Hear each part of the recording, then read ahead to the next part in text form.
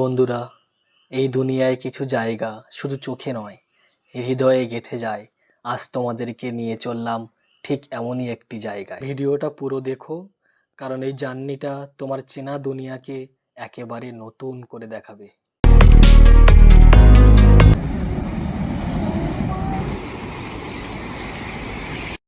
আজ তোমাদেরকে নিয়ে এসেছি খুবই একটা নির্জন জায়গা, সমুদ্রের পাড়ে।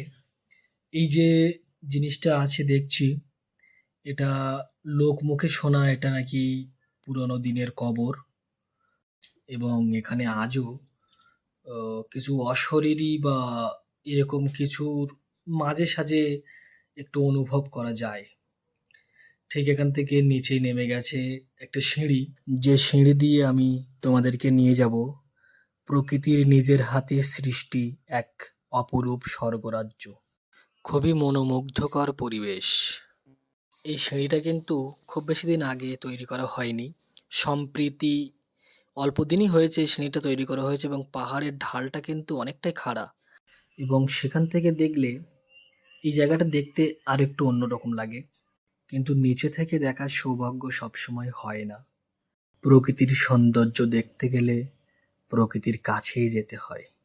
আর ওই যে দ্বীপটা দেখা যাচ্ছে, ওই দ্বীপটা এখন নাম হয়েছে নেতাজি আইল্যান্ড, আগে রসলাট বলা হতো। কারণ নেতাজি সুভাষচন্দ্র বসু ওখানটা সর্বপ্রথম এসে পতাকা তুলেছিল, এরকমটা শোনা বা বইতে পড়েছি। তো ওখানটা আরও অনেক কিছু স্মৃতি জড়িয়ে আছে ইংরেজদের নিয়ে বা নেতাজি সুভাষচন্দ্র বসু বা আমাদের স্বাধীনতা সংগ্রামীদেরকে নিয়ে। ঠিক তার অপোজিটে আছে সেলুলার জেল।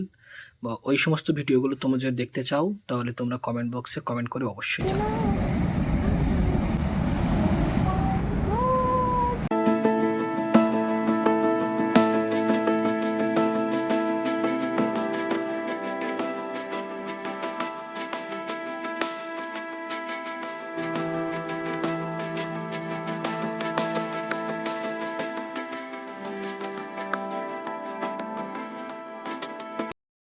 এই যে নারকেল গাছটা দেখছেন, ছোটবেলায় শুনেছি তাল গাছ এক পায়ে দাঁড়িয়ে সব গাছ ছাড়িয়ে, কিন্তু এই নারকেল গাছটা কিন্তু আজ এখানে এক পায়েই দাঁড়িয়ে আছে, প্রচণ্ড বেঁকে চুরে, সেই রামায়ণের অষ্টবক্রমণির মতো কিন্তু বেঁকে চুরে দাঁড়িয়ে আছে।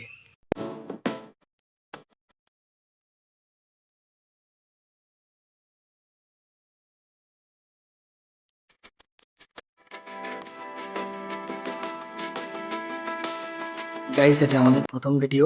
এই ভিডিও যদি তোমাদের ভালো লেগে থাকে তাহলে লাইক, কমেন্ট অ্যান্ড সাবস্ক্রাইব অবশ্যই করো। আর যদি এরকম ঐতিহাসিক জায়গা দেখতে চাও আন্দামানের, তাহলে অবশ্যই কমেন্টে জানাইও।